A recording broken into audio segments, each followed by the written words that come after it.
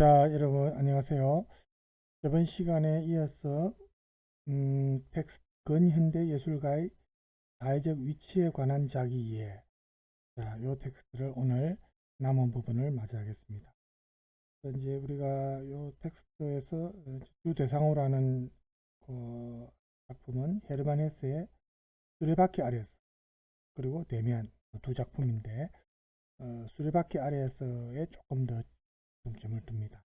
데미안은 우리가 또 저번 시간에 다른 시간에. 자, 일단 텍스트에서 보면은 저번 시간에 이어서 이제 요 두 번째 패러그래프부터 볼까요? 그래서 이제 여기에 나오는 하일러가 주인공 한스와는 좀 대척점에 있는 그런 인물입니다. 그렇죠? 그래서 어, 자기 주변에 있던 모든 것을 일반 보통 사람들과는 좀 그 당시 시민사회의 시민계급과는 좀 다르게 보고 다르게 해석하고 모든 면에서 다른 사람들보다 더 많은 것을 다양한 관점에서 볼 수 있는 이런 능력, 이게 가 이제 하일러가 가졌는데, 이 하일러의 존재는 이 작품에서 이제 줄거리를 쭉 이렇게 이어나가는 화자, 설명하는 그 화자에 의하면은 이 주인공 한스에게는 어, 모험적인 것이 또 새로운 것, 이런 것을 이제 에, 경험하게 해주는 그런 역할. 그리고 한편으로는 소중하고 값진 보물 같은 역할, 긍정적인 역할도 하지만 동시에 또 한스에게는 좀 감당하기 어려운, 부담스러운 그런 걸 또 의미하기도 합니다. 이런 연관선상에서 볼 때 이 한스가 자신과는 다른 이 하일러에게서 받은 어떤 충격, 그죠? 예, 어떤 해방적인 어떤 감동, 이런 게 이제 하일러의 천재적 이미지를 우리가 알 수 있게 해주는데, 예를 들어서 이제 작품 속에서 보면 한스가 하일러의 낙서가 많이 이제 있어서 더럽혀진 교과서를 보고 놀라는 장면에서 이런 표현이 나옵니다. 한스는 하일러가 그의 교과서들을 어떻게 다루는지 처음으로 보았을 때 경악했다. 그는 하일러가 책의 모든 페이지를 연필로 마구 낙서해 더럽혀 놓은 것을 전율하며 보았다. 한스는 습관적으로 자신의 책들을 마치 성전과 보물처럼 다루었다. 그는 하일러의 이러한 대담한 짓을 반은 신전모독처럼 느끼면서도 또 반은 범죄적이지만 영웅적인 위대한 행위로 느꼈다. 이런 표현이 나옵니다. 이런 걸 보면은 이 한스가 이 하일러라는 그 자기 친구이기도 하지만 자기와 좀 반대되는 그런 인물상이거든요. 이 하일러를 통해서 많이 변화하기도 하고, 또 어떤 면에서는 또 하일러에게 동화되기도 하고, 물론 완전히 동화되는 건 아니지만 어쨌든 학교에서는 좀 다른 학생들과 비교할 때 유일하게 하일러에 의해서 변화를 받는 그런 인물이지만, 그렇다고 하일러처럼 완전하게 하일러처럼 되지는 않습니다. 그 하일러의 어떤 그 태도, 그러니까 학교와 삶에 대한 어떤 다른 사람들과는 다른 어떤 혁신적인 그런 어떤 말이나 행동, 이런 게 이런 것 때문에 이제 한스가 좀 새롭게, 자기한테는 새롭게 눈을 뜨게 해주는 그런 세계를 체험하고, 과거의 자기가 겪어온 과거의 삶과는 다른 뭔가 좀 더 활기찬, 뭔가 고양된 그런 삶이 한스에게 이제 열리는 듯 하지만, 그렇다고 해서 방금 말한 것처럼 작가가 한스에게 이 시인 하일러의 이런 그 구계자적인 존재, 아웃사이더적인 존재를 감당할 수 있는 힘을 부여하지는 않습니다. 한스가 겪어야 하는 이 예비신학교 시절의 마지막은 예술가와 시민사회의 관계를 더욱더 뚜렷하게 구분시켜 줍니다. 그러니까 학교의 교육을 경멸하고 이렇게 받아들이지 않는 하일러가 그 학교 입장에서는 눈에 가시 없겠죠. 그래서 청소년의 타락이다 이런 어떤 죄명을 붙여서 금고형을 하고 이제 지우고 또 한스를 제외한 모든 다른 학생들과 교사들로부터 어떤 기피 인물로 그렇게 이제 취급이 되거든요. 하지만 이렇게 자기 주변 세계로부터 벌로 부과된 이 하일러의 자기 혼자 이제 지금 요즘 표현으로 하면 왕따 아닙니까? 그죠? 이 하일러의 고독 이런 것이 도무하게 소진되는 것은 아닙니다. 이러한 예술가 하일러를 세계가 받아들이지 못하는 혁명적인 인물 이렇게 우리가 느낄 수 있습니다. 이 작품을 읽으면. 그래서 시민세계라는 이 좁은 경계를 초월하는 그런 어떤 하일러의 위치를 우리가 알 수 있게 해줍니다. 화자의 표현이 좀 반어적인 표현이 많은데 이런 반어적인 표현을 감안하더라도 이 지인인 하일러에게 혁명적이라는 표현을 두 번이나 사용합니다. 이게 매우 좀 일반적이지는 않죠. 그렇지만 하일러의 이 혁명적인 의식이 그 학교나 그 주변 세계를 변혁시키는 것이 아니라 세상과 하일러 자신 사이에 존재하는 그 어떤 깊은 거리감, 여기서는 이제 깊은 10년이라고, 10년이면 아주 깊은 거 아닙니까? 그죠? 깊은 10년을 마치 비추어주는 거울 같은 그런 역할을 하는데, 작가가 하일러와 주인공을 어쨌든 둘 다 모두 학교를 떠나는 인물로 지금 작품 속에서 묘사하고 있지 않습니까? 그죠? 그렇지만 내용은 다릅니다. 한스는 학교에서 유일하게 이 하일러의 예술적인 세계 또 천재적인 세계를 인식하고 다른 것을 볼 수 있는 그런 사람으로 발전하는 듯 했지만 그 발전이 하일러처럼 계속해서 이어지지 않고 추락하죠. 나중에 이제 결말을 보면은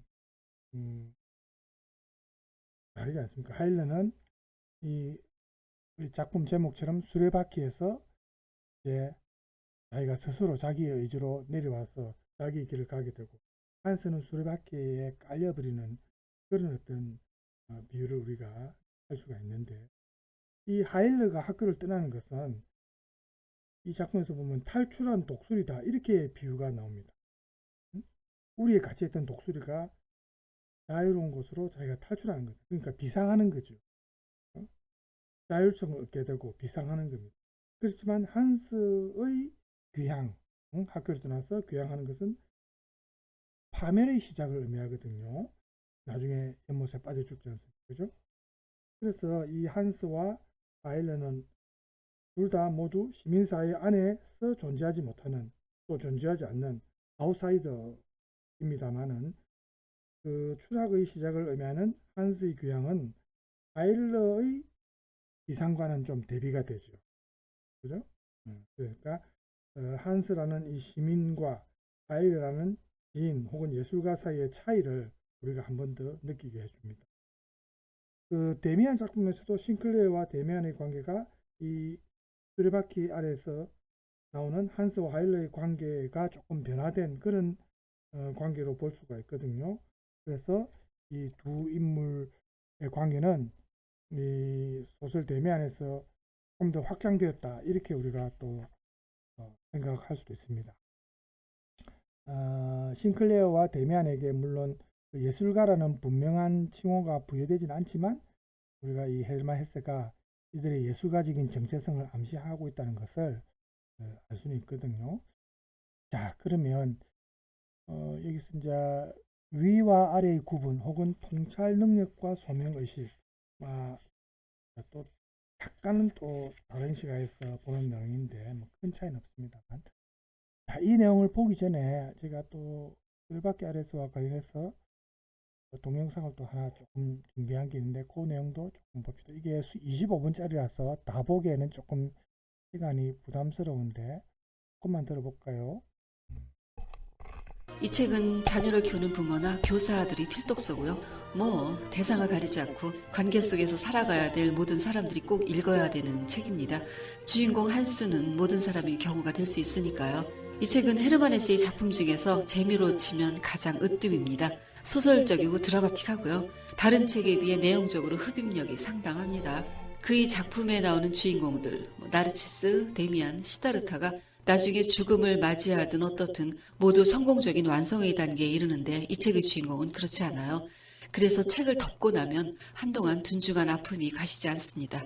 그러면 이야기를 시작하겠습니다. 주인공 이름은 한스 기벨라트입니다. 한스의 어머니는 여러 해 전에 세상을 떠났고요. 아버지 요제프 기벨라트는 중개업과 대리업을 하는 사람이에요. 슈바르츠발트의 작은 마을에서 정원이 딸린 아다마 저택에 살고 있고 선조들이 대대로 묻힌 가정묘도 갖고 있었어요. 아버지는 건장한 책으로 일에 있어서는 성실했지만 그리 강직한 자신만의 가치를 갖고 있는 사람은 아니었어요. 형식적으로 허용되는 한계를 넘지는 않았으나 우월한 힘과 인물에 대한 불신감이 있었고요. 세련된 정신세계에 대한 적대감도 갖고 있었고 교활하고 계산적인 면도 있었어요. 한스는 공부를 너무 잘했어요. 진지한 눈망울과 영리해 보이는 이마와 단정한 걸음걸이. 그가 얼마나 섬세하고 남다른지는 다른 아이들 틈에 끼어 있는 걸 보기만 해도 알 수 있었어요. 이 마을에서는 여지껏 대단한 인물이 배출된 적이 없었고요. 한스는 모든 사람들이 기대를 한 몸에 받았죠. 교사들이나 교장 선생, 또 마을 사람들, 마을 목사, 학교 친구들 모두가 그가 영리한 두뇌를 가진 특별한 존재라는 사실을 인정했어요. 그의 장래는 이미 결정된 거였는데요. 주에서 실시하는 시험에 합격하고 신학교에 입학하고 튜빙벤의 수도원에 들어가고 나중에 목사가 되거나 대학의 강단에 서는 것이었어요. 이제 몇 주 뒤에 주 시험이 있을 거고요. 머리가 뛰어난 젊은이들이 선발돼서 신학교에 입학하는 거였죠. 한스는 학교에서 유일하게 그 시험을 준비하는 학생이었고 그 명예는 대단했어요. 매일 학교 수업 외에 교장 선생에게서 따로 그리스어 수업을 받았고요. 6시에는 목사가 라틴어와 종교 복습을 지도했고 저녁 식사 후에는 수학교사로부터 1시간 동안 지도를 받았어요. 한스는 늦게까지 공부했고 아버지는 지나치게 기름을 낭비하는 것에 대해 약간 볼멘소리를 하면서도 열심히 공부하는 아들을 자랑스러워했어요. 공부를 하면서 그의 정신세계는 더욱 충만해졌고 어여쁘고 부드러운 소년의 얼굴에 움푹 패인 눈동자는 음울한 열정을 지닌 채 불안스럽게 빛났고 아름다운 이마에는 가느다란 주름들이 움직였어요. 드디어 시험날이 다가왔습니다. 떠나기 전날 한스는 교장과 작별 인사를 나누고 집으로 돌아오는 길에 한동안 이리저리 돌아다니다 다리 난간에 걸터 앉았어요.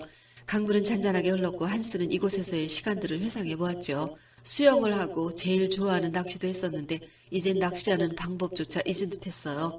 시험 기간 동안은 그런 것들이 금지되어 있었거든요. 구두방을 하는 플라이크 아저씨는 신앙심 깊고 경건한 사람이었어요. 한스는 그의 의젓하고 장중한 성품을 존경했어요. 예전에는 가끔 그의 곁에서 저녁나절을 보낸 적도 있었지만 그것도 오래전의 일이 되었어요. 아저씨는 용기를 북돋아주면서 시험이란 단지 외형적이고 우연한 일에 지나지 않는 거라고 강조해요. 또 시험에 떨어진다는 건 탁월한 학생에게도 일어날 수 있는 일이며 신이 모든 영혼들을 위해서 특별한 섭리를 가지고 있으므로 예정된 길로 이끈다는 걸 잊지 말라고 말해줍니다. 마을 목사는 시험에 대한 격려를 하고 자신이 가르친 라티어 시험에서 특히 좋은 성적을 거두라고 말해요. 한스는 자신이 만일 시험에서 떨어진다면 그 앞에 얼굴도 내밀지 못할 거라는 생각을 합니다. 집으로 돌아왔고요. 정원에 들어가서 예전에 만들었던 토끼집과 지난 가을 시험 공부 때문에 키우지 못하게 되었던 토끼들을 생각합니다. 그때는 이런 것들을 자기 손으로 만들고 다듬었는데 2년이 흘렀고 그건 아득한 오래전의 일로 여겨졌어요. 학교 친구였던 아우구스트가 생각났어요. 한스는 싸움이나 놀이에 별로 흥미를 느끼지 못해서 놀림을 받았었고요. 아우구스트는 한스의 유일한 친구였어요. 그와 같이 토끼집을 만들고 천막을 치기도 했고요. 간식을 먹고 뒹굴던 추억을 갖고 있어요. 그러나 아우구스트는 1년 전에 학교를 그만두고 기계공이 되었어요. 그 뒤로는 그를 2번밖에 볼 수 없었는데 둘 다 시간이 없었기 때문이었죠. 밤이 되었고요. 한스는 방에 불도 켜지 않은 채 오래도록 앉아 있었어요. 자기만의 자그마한 방 안에서는 누구에게도 방해받지 않고 자신이 바로 지배자였죠. 여기에서 피곤과 졸음, 두통과 싸우며 공부를 했고 공명심에도 빠졌으며 절망감도 느꼈었어요. 그러나 이 방에서 잃어버린 어린 시절의 즐거움보다 더 가치 있다고 여겨지는 시간들을 보냈어요. 그건 자부심과 도취, 승리감에 가득 찬 시간들이었어요. 평범한 학교 친구들과는 다르다는 것과 언젠가는 높은 곳에서 우쭐대며 이들을 내려다보게 되리라는 건방지면서도 행복에 겨운 예감을 느끼곤 했었어요. 선진이요. 나온 주변 등장인물 중에 구두빵 아저씨 플라이크 씨가 조금 다른 사람과는 견해가 좀 달랐죠. 이런 분들이 그래도 아까 그 하이너처럼 일반 시민과는 조금 다른 시각을 가진 인물이 구두빵 아저씨 플라이크라고 볼 수도 있습니다. 날이 되었고 한수와 아버지는 기차를 타고 시험을 보러 슈투트가르트로 떠납니다. 기차역에는 교장이 나와주었고 역장과 역무원들이 인사도 받았어요. 그곳에 있는 숙모의 집에서 묵기로 했어요. 이 작품을 다 읽으면 분량이 많으니까 지금 이분이 글을 요약해서 정리하고 있거든요. 보니까 그래서 여러분 책을 다 읽지 못한 분들은 이제 이 내용을 들으면 좀 도움이 될 겁니다. 우리가 지금 시간 관계상 다는 듣지 못하고 일부만 듣겠습니다. 올해에는 118명이 응시했고 그 중에 36명만이 합격하는 것이었죠. 그 경쟁률에 한스는 머리가 아프기 시작해서 말을 한마디도 하지 않고 음식을 잘 먹지도 못합니다. 밤에 깊이 잠들기는 했어도 힘겨운 꿈에 시달렸어요. 시험장에는 안색이 창백한 소년들로 가득 차 있었어요. 시험이 시작되었고 라틴어 시험이 한스에게는 아주 쉬웠어요. 다음 날 그리스어와 독일어 작문 시험은 까다로웠고 별로 만족할 만한 답안을 제출하지 못했어요. 집에 돌아와 아버지 무릎에 잘 못 보았다고 대답했고 아버지는 욕설을 퍼부어댔죠. 오후에 있는 구술 시험도 그리 만족스럽게 치르지 못했고 이제 다음 날 산수와 종교 시험만을 남겨놓았습니다. 그 시험만 끝나면 돌아갈 수 있다는 사실이 한스를 위로했어요. 마지막 시험은 별탈 없이 치루었고 한스는 고향으로 돌아옵니다. 그 대목을 읽어드릴게요. 기차에 피곤한 몸을 실은 한스는 아무 생각도 없이 푸른 구릉지를 지나 고향으로 달려갔다. 드디어 검푸른 잣나무 숲이 모습을 드러내기 시작했다. 그때야 비로소 환희와 구원의 감정이 소년을 들뜨게 만들었다. 늙은 하녀 안나와 자그마한 자신의 방, 교장 선생과 지붕이 낮은 정든 교실, 그리고 다른 모든 것들과의 재해를 기쁜 마음으로 기다렸다. 한스는 시험을 자신 없게 치렀기 때문에 두려웠어요. 아버지에게 시험에 떨어지면 김나지움에 다녀도 될지를 물었고 아버지는 말도 안 되는 소리라고 했어요. 비전공자를 위해서 말씀드리면 김나지움은 우리나라 인문계 고등학교에 해당됩니다. 대학을 가기 위해서 가는 인문계 고등학교가 독일에서는 김나지움이죠. 그 대목입니다. 한스는 자신이 신학교나 김나지움이나 대학에 가지 못하게 될 경우에 어떻게 될지 머릿속에 그려보았다. 아마 치즈가게나 사무실의 견습생으로 일하게 될 것이다. 여지껏 자신이 그토록 경멸하고 색안경을 끼고 바라보았던 바로 그 가련한 여느 사람들 가운데 하나로 살아가게 될 것이다. 귀엽고 영특한 소년 한스의 얼굴이 분노와 고뇌로 일그러지기 시작했다. 그러나 한스는 걱정과 달리 우수한 성적 2등으로 합격을 했어요. 이제 7주간의 긴 휴식을 갖게 되었고 낚시를 할 수 있는 자유가 주어졌습니다. 아침이면 일찍 일어나 안나가 만든 신선한 우유를 탄 커피와 빵을 갖고 낚시를 하러 갔어요. 이른 아침의 맑은 하늘, 이 모든 오랜만의 풍경을 보며 잃어버린 아름다운 시간을 되찾으려는 듯 숨을 크게 들이마십니다. 마을 사람들과 친척들이 축하 인사는 이어졌고 한스는 우월감과 행복감, 오랜만에 찾은 휴식의 시간을 마음껏 즐깁니다. 그러나 그게 그리 오래 이어지지는 않았어요. 그를 생각해주는 사람들이 많았고요. 특히 신학교에 들어와 공부하기 위한 준비를 해야 한다면서 목사는 히브리어 공부를 하루에 1~2시간가량 지도해 주겠다고 했어요. 또 교장선생은 라틴어를, 또 신학교에 가면 배우게 될 기하와 대수를 미리 공부하라는 조언으로 수학교사에게서도 지도를 받게 되었죠. 한스는 이런 공부의 기회를 흔쾌히 받아들였어요.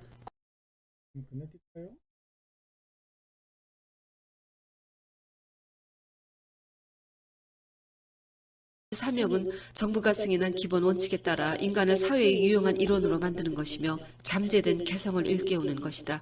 이 어린 소년 한스 기벤라트는 얼마나 아름답게 성숙했는가. 길거리를 배회한다거나 장난을 치는 따위는 스스로 그만두었다. 학교에서 공부하다가 공연히 웃는 일은 사라진 지 이미 오래다. 정원 가꾸기와 토끼 기르기, 낚시질 따위의 취미생활도 벌써 오래전에 그만두었다. 한스는 다시 숙제의 더미에 깔려버렸어요. 밤늦게까지 책상에 앉아 이를 악물고 과제를 풀었죠. 아버지는 열심히 공부하는 아들을 자랑스럽게 지켜보았어요. 자신이 줄기에서 뻗어난 가지가 막연하게 존경하던 높은 영역의 치솟기를 바라는 속인들의 이상이 아버지의 우둔한 머릿속에서도 어렴풋이 살아 숨쉬고 있었어요. 구두빵 플라이크 아저씨는 휴가 중에도 공부만 하는 한스에게 그건 죄악이라면서 너만한 나이에는 바깥 공기를 실컷 마시고 운동도 충분히 해야 한다고 강조했어요. 대체 방학이 왜 있는 줄 아는 거냐고도 말했죠. 신학교에 갈 날이 되었어요. 어느 서늘한 아침, 아버지와 함께 신학교가 있는 마을 부론으로 떠납니다. 고향과 부모님을 떠나 낯선 학교에 가는 건 흥분되고 두려웠어요. 마을 부론 수도원은 주위 북서쪽 숲이 우거진 언덕과 정막이 감도는 호수 사이에 있었어요. 다음에 드릴게요. 자, 헤르만 하일러가 여기 나오죠? 네, 들어볼까요? 그를 좋아하는 학생이 별로 없었던 것도 그 때문이었어요. 또 하멜이라는 애도 있는데 그는 난폭하고 잔인한 학생이었고요. 오토 하르트너는 침착하고 당당하며 체격이 좋은 멋쟁이였어요.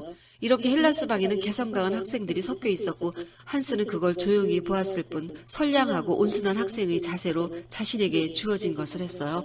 부지런하고 성실해서 학우들이 존경도 받았는데 헤르만 하일러만은 한스를 공부벌레라고 놀렸어요. 함께 어울리는 동아리들이 만들어졌고 우정과 반감의 표현이 뚜렷해지고 있었어요. 대부분의 아이들은 새로운 친구를 찾아 나섰는데 도시 아이들은 시골 아이들과 산골에 사는 아이들은 평지에 사는 아이들과 사귀려고 했죠.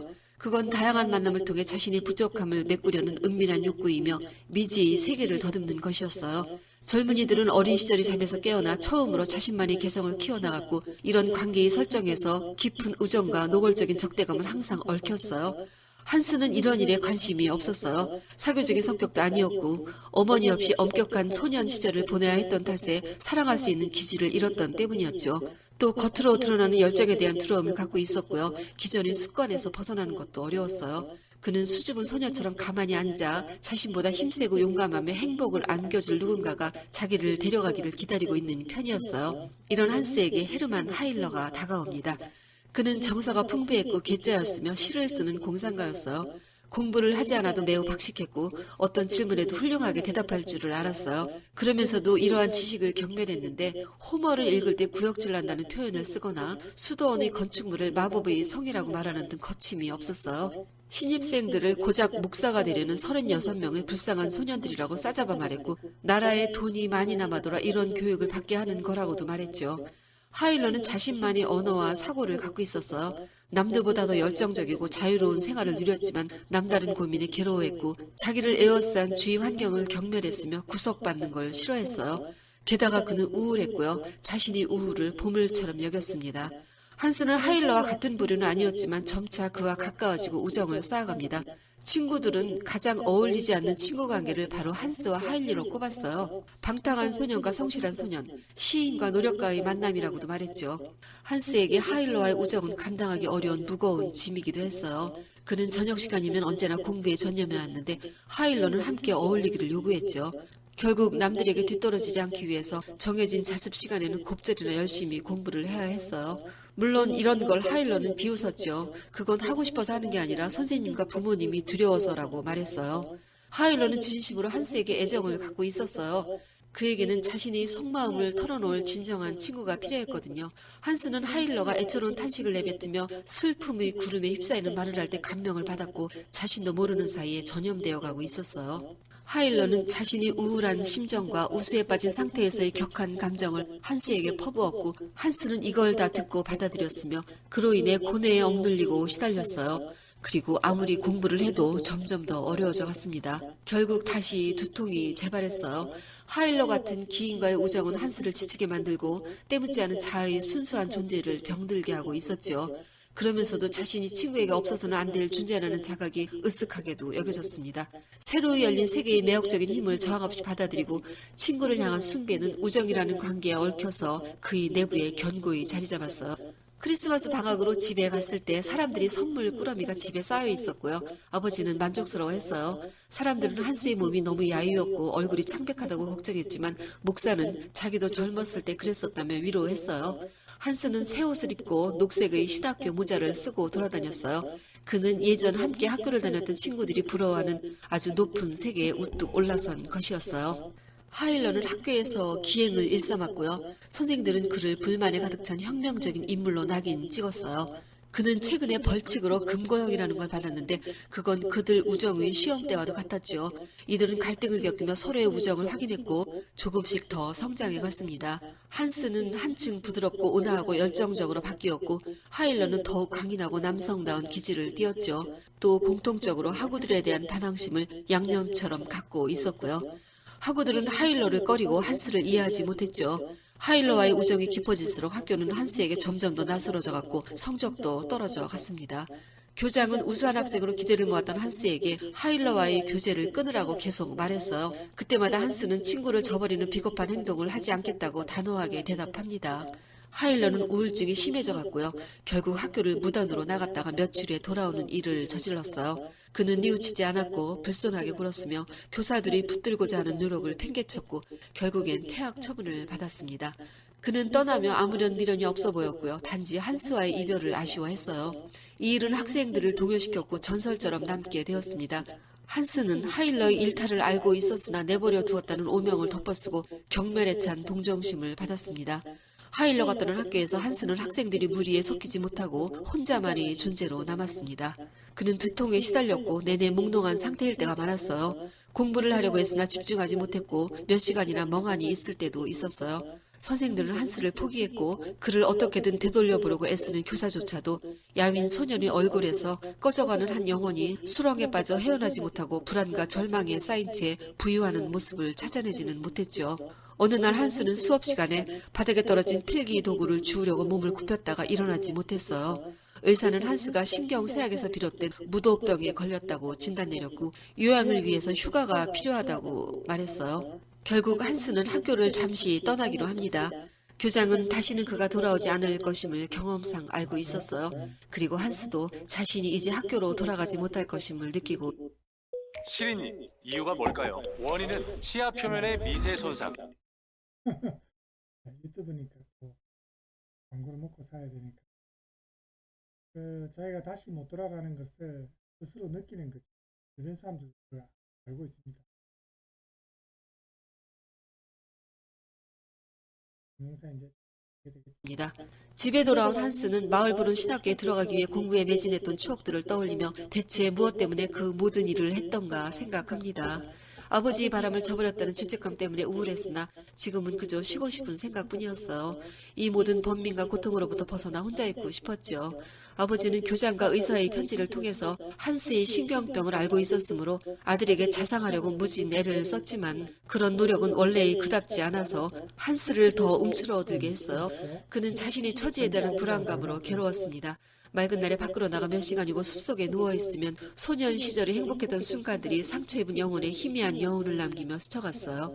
마을에 한스의 친구는 없었어요. 원래 별로 친한 친구들도 없었을 뿐더러 대부분 이미 고향을 떠나버렸거나 견습궁으로 바쁘게들 살고 있었어요. 그들에게 도움을 청할 수도 없었고 그들도 한스에게는 관심이 없었어요.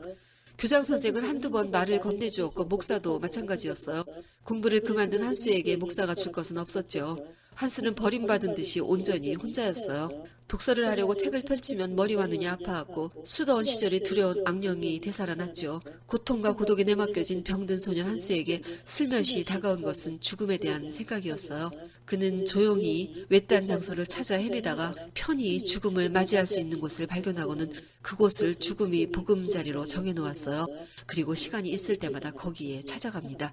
여기서 자신의 시체가 발견되리라는 상상을 하면 이상한 쾌감이 느껴졌어요. 한스는 미리 아버지와 헤르만 하일러에게 보내는 긴 편지를 써두었습니다. 모든 준비가 확실하게 갖추어지자 평안이 깃들기 시작했어요. 그리고 압박감이 사라졌죠. 가을이 깊어갔고 한스는 여전히 몸과 마음이 피곤했으며 의사의 권유나 처방은 도움이 되지 못했어요. 건강한 삶에는 나름대로의 내용과 목적이 있어야 하는데 한스의 삶에서는 이미 그게 사라져버렸기 때문이었죠. 그는 점점 불안보다는 우울증에 빠져들어 부드러운 늪속으로 들어가듯이 아무런 저항도 없이 서서히 가라앉고 있었어요. 가을이 들판을 돌아다니며 고요히 떨어지는 낙엽, 갈색으로 물드는 초원, 너무 익어서 말라가는 식물들의 모습을 보며 이것들과 함께 소멸하고 잠들고 죽음에 이르고 싶다는 생각을 자주 합니다. 하지만 자신의 젊음이 이러한 바람의 반기를 들고 은근히 생에 집착하고 있다는 사실이 그를 괴롭혔어요. 아버지는 한스를 석이나 기능공으로 만들어야겠다는 생각을 합니다. 한스는 한때 유일했던 친구 아우구스트를 만나러 가요. 그는 이미 1급 견습공이 되었고 수입을 내고 있었어요. 그는 한스에게 자기가 도와줄 테니 걱정 말라고 합니다. 아버지가 마련해준 푸른 작업복을 입고 출근해야 하는 금요일이 되었어요. 그는 이 대장장이 옷을 입고 학교나 교장 선생이나 수학 선생이 사택, 또 목사관을 지날 때 무척 비참한 느낌이 들 것을 예상합니다. 이제 친구들보다도 뒤늦게 하찮은 견습공이 되어 주위 사람들을 놀림을 받으며 작업장에 들어가기 위해 그동안 그 숱한 시간을 보냈던가 생각합니다. 그러나 작업장에 나가서 일을 시작하고 나서 그는 서툴지만 열심히 배우려고 노력해요. 일을 하느라고 제법 새까매진 자신의 손이 만족스럽기도 했어요. 퇴근할 때는 손에 물집이 잡혀 있었고 아우구스트는 며칠 지나면 없어질 것이며 그 놀자고 제안했어요. 아버지는 아우구스트와 놀 거라는 한스의 말에 그러라면서 용돈을 주었고요. 저녁 식사 시간 전에는 들어오라고 말했어요. 그날 아우구스트와 그의 몇몇 친구들과 한스는 어울려서 술을 마시고 놀았어요. 한스는 술을 마셔본 적이 없었지만 분위기에 끌려 꽤 많이 마셨습니다. 그들은 어른은 아니었지만 이미 견습공으로 살고 있었으므로 어른들이 분위기를 내고 있었죠. 시간이 늦어졌고 한스는 자신이 취했다는 걸 느꼈어요. 술을 마시는 게 즐겁지는 않았어요. 그는 자신을 기다리고 있는 온갖 불행을 생각합니다. 집으로 돌아가는 길, 아버지와의 한바탕 말다툼, 내일 아침 일찍 일어나 작업장에 출근해야 하는 일, 머리가 아파오기 시작했어요. 혼자 밖으로 나와 걸어갔고요. 사과나무 아래 이슬에 젖은 풀밭에 들어 누웠어요. 자신이 더럽혀지고 모욕을 당한 듯한 느낌이 들었고 이대로 영원히 쉬고 잠들고 부끄러워해야 할 것만 같았죠. 그는 큰 소리로 흐느끼며 힘겹게 언덕을 내려갔습니다. 그날 한스는 집에 돌아오지 않았고요. 다음 날 한낮이 되어서야 사람들에게 발견되었어요. 그는 싸늘한 시체가 되어 검푸른 강물을 따라 골짜기 아래로 흘러내려가 있었어요. 그가 어떻게 물에 빠지게 되었는지는 알 수 없었습니다. 발을 헛디뎠는지, 물을 마시려다가 몸의 중심을 잃었는지, 아름다운 강물에 이끌려 그 위로 몸을 굽혔는지도 모를 일이었고요. 아니면 평화와 깊은 안식이 가득한 밤 창백한 달빛이 그를 향해 비추었기 때문에 피곤함과 두려움에 지친 나머지 어찌할 수 없이 죽음의 그림자에 휘말려 들었는지도 모를 일이었습니다. 소설은 여기서 끝입니다. 어른들이 그를 죽음으로 내몰았는지 아니면 그의 성품은 그렇게 될 수밖에 없는 나약한 투성이었는지 아니면 그저 그럴 운명이었는지 한스 기베르나트는 모든 사람들이 예측으로는 성공할 수 있는 소년이었지만 중간에 딱 멈추어 버렸습니다. 여기서 가장 큰 아픔은요. 그렇게 되지 않았을 수도 있었을 텐데 하는 거지요. 정상을 보았던 사람이 바닥으로 떨어지면 가시적이고 물리적인 것 외에 손상된 자존심의 회복이 영 안 된다는 거죠. 그건 경험해보지 않으면 절대 모릅니다. 한스는 아직 성장 중이었으므로 그 정도의 정상에 있었던 건 아니었지만 그 또래에서의 환호와 기대 속에선 정상에 있었던 거죠. 그런데요. 한스가 실패한 것보다 더 중요한 사건은요. 그가 위로받지 못했다는 겁니다. 그는 실패 때문에 죽은 게 아니라 위로받지 못해서 죽은 거예요. 여러분은 바닥에 떨어져 본 적이 있나요? 그때 입에 발린 것 말고 진짜 위로, 진짜 도움을 받았었나요? 그걸 주는 사람이 있던가요? 수레바퀴 아래에 깔렸어도 나를 꺼내주겠다는 의지를 가진 사람의 도움을 받으면 아무리 바퀴가 돌고 있어도 빠져나올 수 있습니다. 그건 슬프긴 해도 더할 수 없이 희망적인 팩트 아닐까 합니다. 오늘은 여기까지.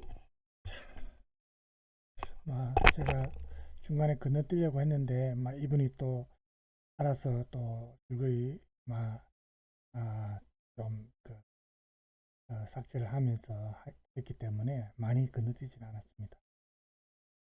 자, 그래서 여러분 이제 남은 부분 할 건데 참 이런 작품 읽고 나면 마음이 좀 허합니다. 그죠? 허하면서 안타까운 마음도 들기도 하고 또 좀 더 자기 자신의 뜻에 따라 적극적으로 살고 싶다는 생각도 들고, 그죠? 이런 작품을 읽으면서 지금 한스처럼 이런 불행한 삶을 살지 않기 위해서는 좀 더 자기가 자신의 삶을, 그죠? 자기 스스로 결정할 수 있는 그런 준비를 항상 해야 되지 않을까 하는 생각도 들고 그렇습니다.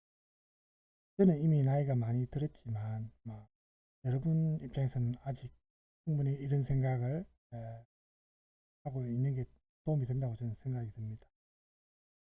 이제 소설 대미안 같은 경우에 그 당시 1910년대에 이제 다른 책에 이제 예술이 죽고 있다라는 책이 있었는데 여기에서 예술의 종말에 관한 문구가 됩니다. 여기에 인용된 부분 잠깐 볼까요? 예술이 대중과 유용성으로 인해 죽어가고 있다. 나는 우리가 200년 후에는 더 이상 예술가와 시인을 갖게 되지 않을 것이라고 확고히 믿는다. 1910년대니까 200년 뒤면은 2000년, 2110년쯤 되네. 그죠? 아직 우리가 2020년대 이후니까 뭐 모르겠습니다. 정말 그때 되면 하기야 지금 인공지능이 이제 AI가 득세하는 시대가 앞으로 계속 다가오니까 모르겠어요. 오히려 AI가 활발해질수록 AI가 하기 힘든 사람만이 할 수 있는 직종이 오히려 더 유지될 수도 있는데, 그죠? 네, 알 수가 없습니다. 그래서 이 책의 저자는 이런 군중들, 대중들과 예술가와 시인의 관계를 좀 적대적인 관계로 그렇게 이제 보고, 이 대중들에 의해서 예술이 몰락할 거다 이렇게 이제 보고 있는데, 이러한 대중의 정체성을 지금 이 책의 저자는 어떻게 보는지 우리가 짐작을 할 수 있겠죠.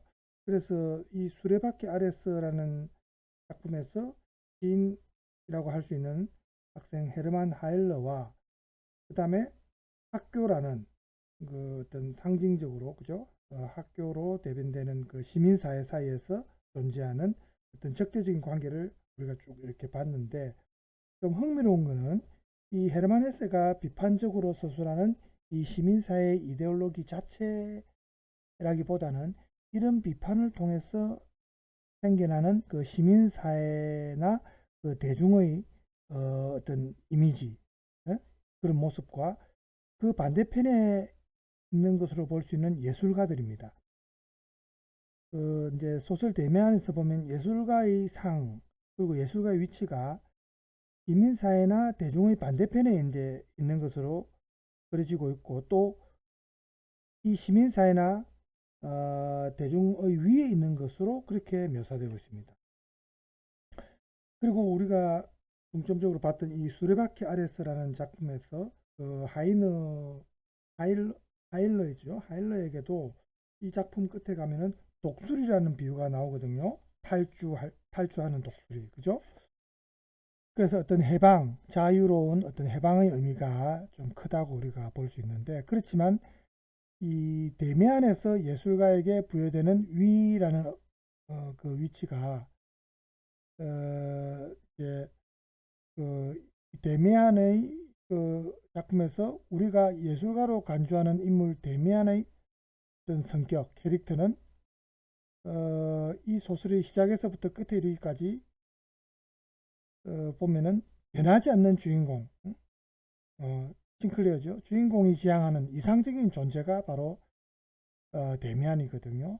이 데미안은 주인공의 어떤 완성된 모습이다, 이렇게도 우리가 볼 수 있는데, 이 데미안이라는 이제 캐릭터에 있어서 가장 중요한 것으로서 보통 사람들하고는 조금 구분되는 것, 다름이라는 어떤 그런 특징입니다.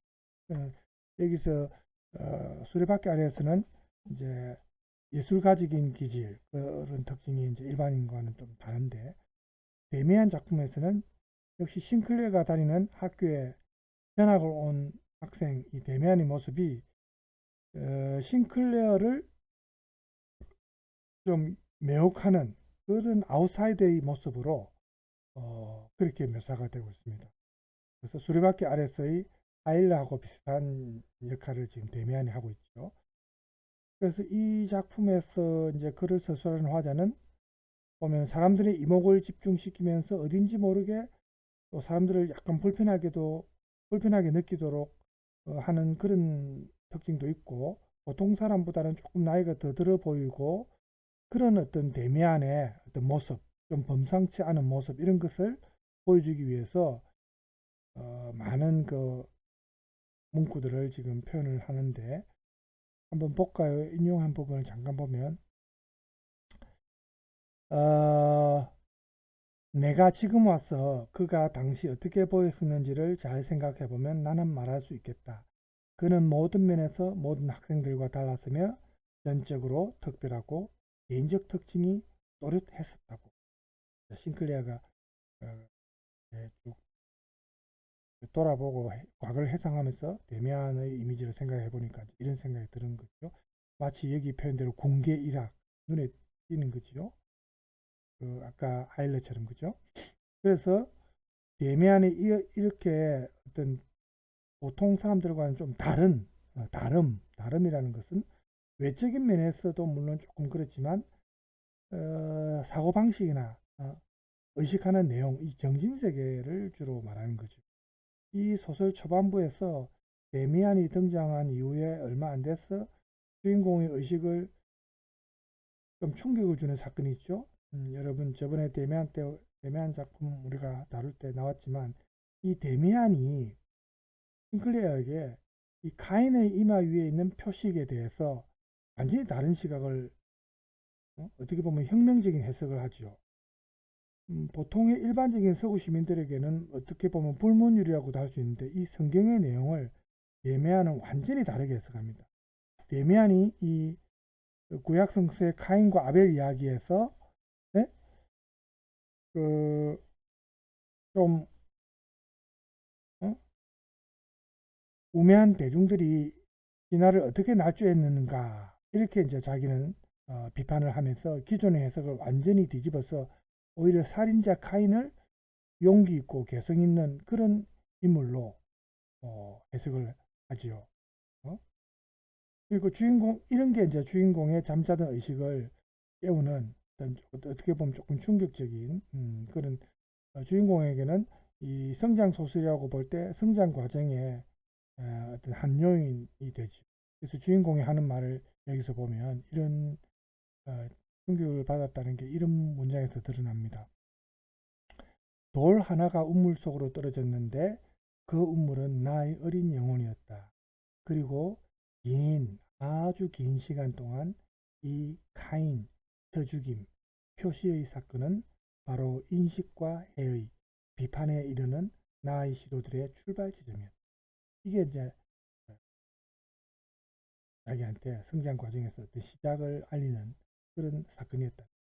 이 인용문이 주인공의 성장 과정이 어떤 과정인지를 우리가 짐작할 수 있게 해주는데 이 주인공이 평균적인 보통의 시민들은 도달하지 못하는 어떤 인식, 어떤 비판, 어떤 의심 여기에 도달한 것을 이제 보여주는 과정인데 주인공이 데미안과 같이 이런 일반인과는 좀 다른 사람, 즉 평균적인 시민과는 다른 사람, 다른 것을 볼 수 있는 그런 사람이 되는 과정이다. 이렇게 우리가 볼 수 있고요. 또 여기 문구처럼 우월한 사람의 그리고 통찰하는 사람의 시선을 가진 데미안은 낯설게 외롭고 조용히 별자리처럼 자신의 대기에 애워사여 자신의 법칙들 아래서 살아가는 아웃사이더이다. 수레바퀴 아래에서도 보면 그 어린 예술가 헤르만 하일러도 역시 독립적이고 자율적인 아웃사이더의 모습을 보여줬죠. 그래서 평균적인 시민들에게는 어떻게 보면 아까 말했다시피 불문율인데 이런 성경의 권위를 무너뜨리는 이런 선과 악의 경계를 완전히 해체시켜버리는 이 데미안이 그런 인물이라는 거죠.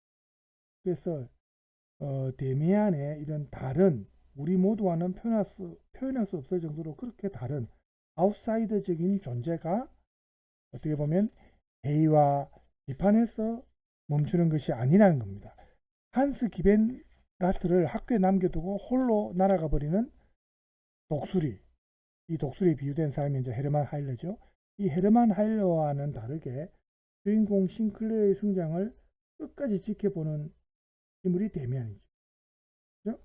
그래서 이 작가가 헤르만 헤스가 이 데미안에게 헤르만 하일러와는 다른 적극적인 역할을 부여합니다. 그렇죠? 데미안의 어떻게 보면 그 당시의 시민사회에 대한 어떤 의심 혹은 회의는 단순히 비판하는 것에서만 끝나는 게 아니고 그 당시 그 당대 세계의 몰락이 필연적이다 이렇게까지 주장하거든요. 그래서 데미안은 이제 현재 그 유럽의 정신과 그 시대의 징표에 관하여 진단을 할 때 데미안에 의하면은 사람들은 진정한 자아를 발견하거나 실현하려 하지 않고 불안과 두려움으로 인해 집단으로 도피하고 있다. 집단 속에 숨고 있다는 겁니다. 아까 떼거리 문화라는 저번 시간에 떼거리 문화라는 말도 있었지만 그런 집단 속에 숨어버리는 것. 그리고 진정한 개인이 존재하지 않는 이런 시민사회, 집단사회는 이제 새로운 탄생을 위해서 결국은 몰락해야 한다는 거예요. 이게 데미안의 생각입니다. 여기 인용된 문구를 볼까요? 작품 속에 나온 표현이죠. 그들은 자신들의 삶의 법칙들이 이제는 더 이상 맞지 않음을, 자신들은 낡은 표에 따라 살고 있음을 느끼고 있다. 종교도 도덕도 그 모두가 이제는 우리가 필요로 하는 것에 적합하지 않다. 지금 있는 그대로의 이 세계는 죽으려고 하고 있다. 이 세계는 멸망하려 하고 있다. 그리고 그럴 것이다. 멸망할 것이다. 이렇게 말하거든요. 데미안의 이런 진단에서 중요한 점은 이것이 어떤 회의와 비판에서 한 걸음 더 나아가서 예언을 향해 가고 있다는 거죠. 그러니까 예술가의 얼굴 모습을 하고 있는 데미안이 이 소설의 끝에 가서 현재의 분석과 비판에서 이제는 미래에 대한 비전으로 나가는 겁니다.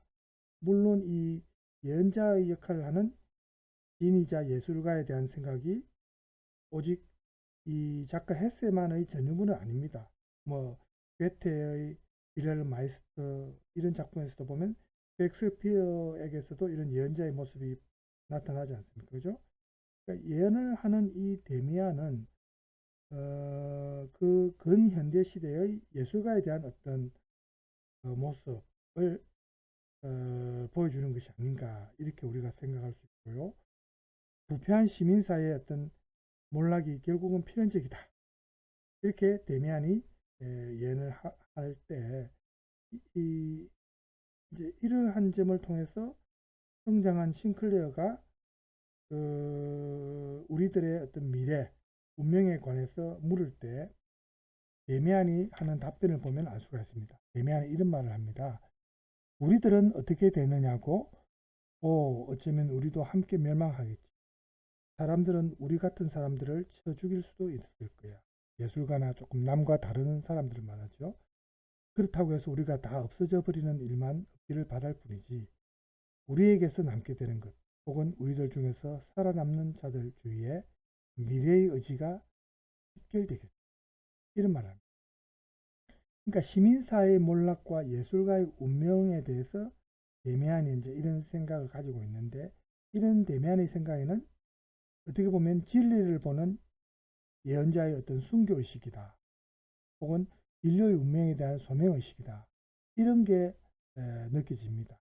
그래서 진실과 또 이 진실에 대한 믿음을 위해서 죽음을 각오하는 어떤 순교자, 그리고 진실을 보지 못하고 진실을 보는 자를 오히려 살해하는 우매한 대중들, 이런 어떤 대비되는 관계, 이런 예술가와 시민들의 어떤 관계에 우리가 이제 주목할 필요가 있는데, 그렇지만 소설의 끝에 가서 부각되는 것은 무엇보다도 싱클레어와 데미안의 이런 엘리트 의식과 소명 의식입니다. 좀 수동적인 순교 의식보다는 능동적인 소명 의식이 좀 더 강조되거든요. 그래서 이것은 안과 바깥을 구분해서 바깥으로 이동했던 아웃사이더적인 그 예술가 위치가 이제 안으로 이동하는 것, 그리고 위로 이동하는 것을 의미하는데, 주인공이 자기 정체성을 확신하는 그런 어떤 발전의 마지막 단계에서 표적을 가지고 있는 우리들, 여기 표적을 가지고 있다면 일반인들과 좀 다른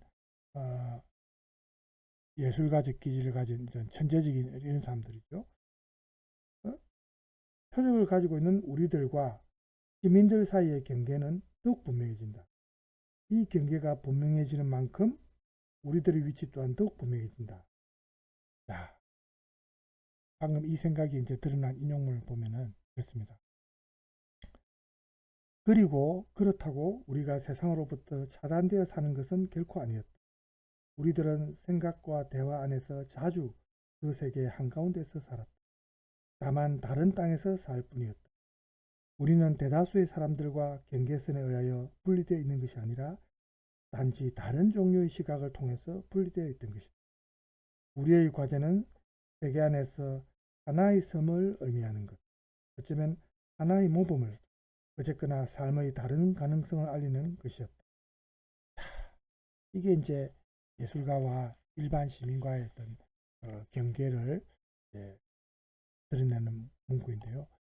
이 소설의 다른 인용문보다도 방금 이제 인용한 이 부분이 이 예술가들의 정체성과 사회적 위치가 잘 표현되고 있다고 볼 수 있습니다. 이미 태어날 때부터 이마 위에 표시가 되어 있다. 우리들은 이제 일반인과 조금 다른, 그죠? 그러니까 일반 시민들로부터는 완전히 분리되어 있지만 이 분리는 물리적인 것이 아니라 아까도 말했지만 의식의 문제, 정신의 문제입니다. 그래서 수레바퀴 아래서라는 작품에 등장하는 하일러가 학교의 바깥에서 혹은 시민세계의 바깥에서 머물다가 마침내 경계의 바깥으로 넘어갔다, 이렇게 만약에 본다면은 작품 데미안의 두 주인공은 그들이 있는 세계의 한가운데에서 자신들이 자리를 찾습니다. 소설 끝에 가면 두 주인공을 한가운데로 이끄는 것은 결국은 같음의 의식이 아니고 바로 다름의 의식이다. 즉 이 다름을 제시해야 한다는 범행의식이거든요. 주인공은 우리들이 아닌 다른 사람들의 차가운 세계 안에서 그를 기다리고 있는 것이 단지 고독이나 투쟁뿐일 것이라는 것을 분명하게 의식합니다. 주인공이 이제 전쟁터로 떠나기 전에 자신의 자아를 의미하는 마음속의 수정, 여러분 수정 알죠? 보석처럼 빛나는 그 마음속의 수정이 확고하게 형성되었음을 느끼는 이야기의 끝에서 우리가 분명하게 알 수 있는 것은 이 두 주인공이라는 세계가 이제 종말되고 또 이 두 주인공들이 세계의 종말과 시작에 관한 어떤 의식, 소명의식, 이런 게 이제 드러나고 있다는 것을 알 수 있습니다. 우리가 이게 이제 조금 끝에 가서 표현이 조금 우리가 이해하기 힘들 정도로 너무 이제 추상적으로 표현해 버렸는데, 어쨌든 간에 이 두 소설에서 아웃사이더 구계자로서의 어떤 예술가들을 통해서 우리가 알 수 있는 게 이제 예언자적인 의식과 소명의식이 근현대 사회에서 이 예술가의 사회적 존재로서의 어떤 의미, 또 이 예술가들의 어떤 역할에 관한 어떤 성찰을 우리가 할 수 있고, 또 우리가 살고 있는 이 사회의 위기의식도 우리가 느낄 수 있는데, 더 나아가서 근현대 뭡니까 예술 시스템, 예술 체계에 어떻게 보면은 자기들의 어떤 적극적인 주장, 자기들이 없어지면은 이 세상이 정말로 암울한 사회가 될 수 있다는 것을 이제 걱정하는 그런 내용이라고도 볼 수 있거든요. 그래서 지금 아까도 잠깐 제가 얘기했지만 AI, 인공지능이 이제 거의 모든 인간의 활동을 대체하는 이런 시대가 지금 다가오고 있습니다. 그러면 AI와 인공지능과 인간이 구분되는, AI는 할 수 없는, 인간만이 할 수 있는 그런 직종만 살아남고, 그 외에는 인간이 여태까지 해왔던 일들을 AI가 거의 대체할 거예요. 로봇이나 이제 인공지능이 대체할 겁니다. 그럴 때 AI가 구분되는, 인공지능과 구분되는 게 뭐겠어요? 인간의 이런 감정, 정신, 어떤 예술적인 특징, 이런 거거든요. 그 외에 다른 단순 업무 노동은 말할 것도 없고, 또 어떤 일률적인 천편일률적인 그런 반복되는 일, 또 계산도 마찬가지입니다. 산술적인 계산 이런 거는 AI가 더 잘합니다. 우리 인간이 할 수 있는, 그러니까 암기해서 하는 이런 거는 AI를 따라갈 수가 없습니다. 전부 이제 빅데이터에 저장되지 않습니까? 그죠? 우리 인간이 그걸 어떻게 능가하겠어요? 그래서 이런 작품을 통해서도 우리가 알 수 있는 게 결국은 인간만이 가진 어떤 재능, 정신적인 어떤 특징, 이런 감성이나 이런 부분은 기계를 대체할 수 없는 이런 부분은 우리가 항상 유지해야 되고, 또 이런 사람들이 있으면 우리가 우리와 다르다고 해서 이런 사람들을 배척하고 시기하고 질투하면은 오히려 미래에 우리 인간을 위해서 더 나은 세계가 존재한다고는 전혀 볼 수 없거든요. 예. 지금 시간이 어느새 55분을 훌쩍 55분이 다 됐어요. 일단 오늘은 이 정도에서 마쳐야 될 것 같습니다. 지금 55분이네요. 마치고 다음 시간에 또 다른 주제로 만나고요. 여러분 남은 시간 또 건강하게 보내시기 바라고요. 다음 주에 또 뵙도록 하겠습니다. 수고 많았습니다.